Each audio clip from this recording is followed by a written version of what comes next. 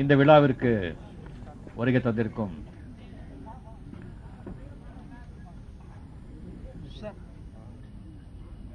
என்னுடைய அருமை நண்பர், இப்பதான் 7வது வாட்டி தேசிய விருது வாங்கிய கவியரசு வைரமுத்து அவர்களே,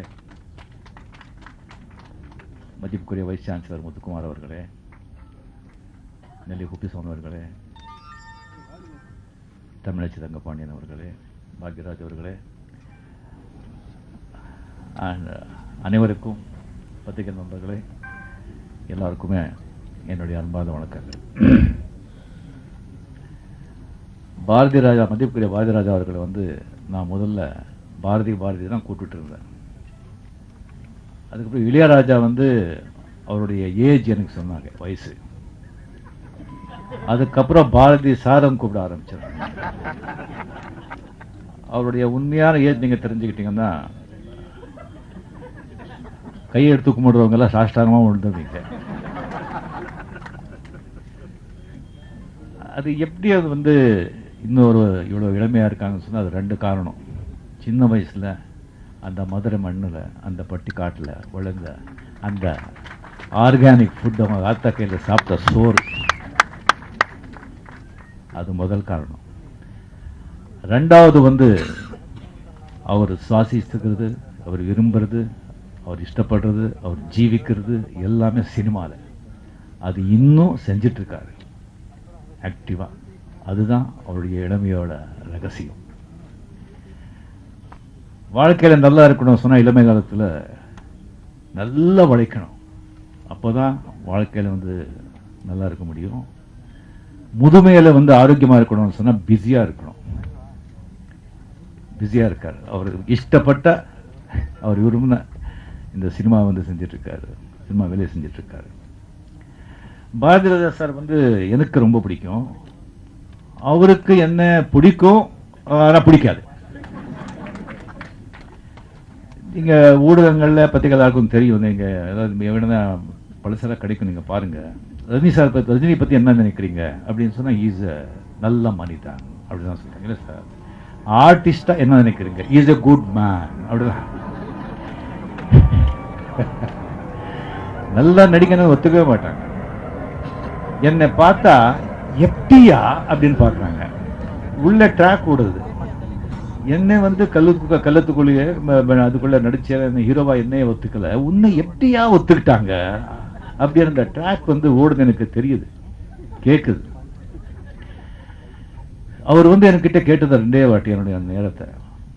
முதல்ல வந்துட்டு 16 வயது இல்லை கால் ஷீட் கேட்கறதுக்கு வந்திருந்தாங்க. அவர் ப்ரொடியூஸ் பண்ண படம் கொடி பறக்குது, அது கூட கால் ஷீட் கேட்க அவர் வரல, பஞ்சுசார ஆரம்பிச்சாங்க. இந்த விழாவுக்கு தான் அவர் வந்து என்கிட்ட கேட்டாங்க. நான் 2 வார்த்தை சொல்லாம நான் உடனே நான் வரதேசத்தை நான் ஒத்துக்கிட்டேன். ஏன்னா நான் வந்து ஃப்ரம் த ஃபிலிம் இன்ஸ்டிடியூட்ல நான் படித்தேன்.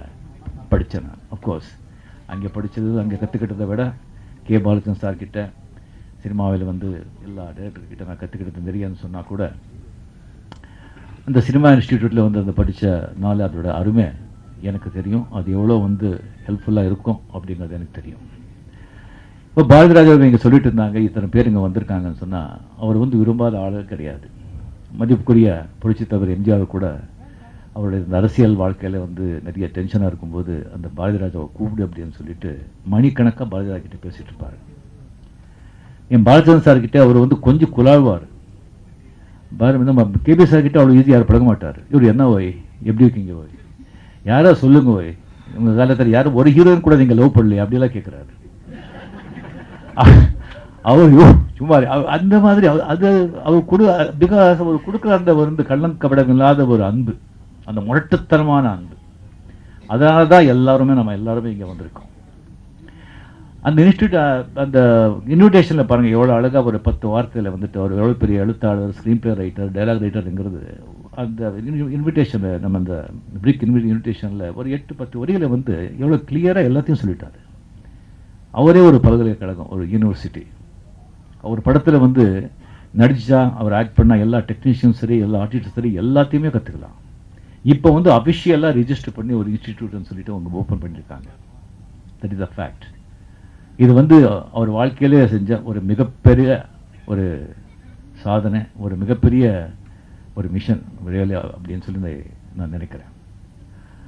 அண்ட் எனக்கு வந்து இந்த தொழில்நுட்பத்தில் ஜாஸ்தி எனக்கு தெரியாது, அதெல்லாம் கமல் அவருக்கு தான் தெரியும். இந்த கேமரா எடிட்டிங்கு சவுண்டு மிக்சிங் அதெல்லாம் எனக்கு வந்து ஒரு இன்ஸ்டியூட்டில் கூட வந்து நடிகனாக வந்து அங்கே நான் வந்து ட்ரைனிங் எடுத்தது. ஸோ ஆக்சுவலி ஆக்டர்ஸை வந்து இதில் வந்து ஆக்டிங் கோர்ஸ் இருக்கிறதுனால இந்த ஆக்டர்ஸ்க்கு வந்து முதல்ல வந்து கேமராக்கு முன்னால் நிற்க வைக்கிற ஆளுங்களுக்கு வந்து அவங்கள பிடிக்கணும். அதுக்கப்புறம் கேமராவுக்கு பிடிக்கணும். ஏன்னா சில பேர் பார்க்குறதுக்கு நல்லா இருப்பாங்க, கேமரா நல்லா இருக்க மாட்டாங்க. சில பேர் கேமரா பார்க்குறதுக்கு சுமாராக இருப்பாங்க, கேமராவில் அழகாக இருப்பாங்க. அதுக்கப்புறம் கேமரா ஸ்க்ரீனில் காட்டுற ஆளுங்களை வந்து ஜனங்களுக்கு பிடிக்கணும். அது ஜனங்களுக்கு அது வந்து ஒரு மாயம். அது இது வரைக்கும் யாருக்குமே தெரியாது ஜனங்களுக்கு யாருக்கு பிடிக்கும்னு சொல்லிட்டு. அவருக்கு பிடிச்சி போச்சுன்னு சொன்னால் அவங்க என்ன செஞ்சாலும் இப்போ அவங்களுக்கு பிடிக்கும், பிடிக்காதுன்னு சொன்னால் அவங்க என்ன செஞ்சாலும் அவங்களுக்கு பிடிக்காது. அது ஒரு பெரிய ஒரு மாயாஜாலம் அது.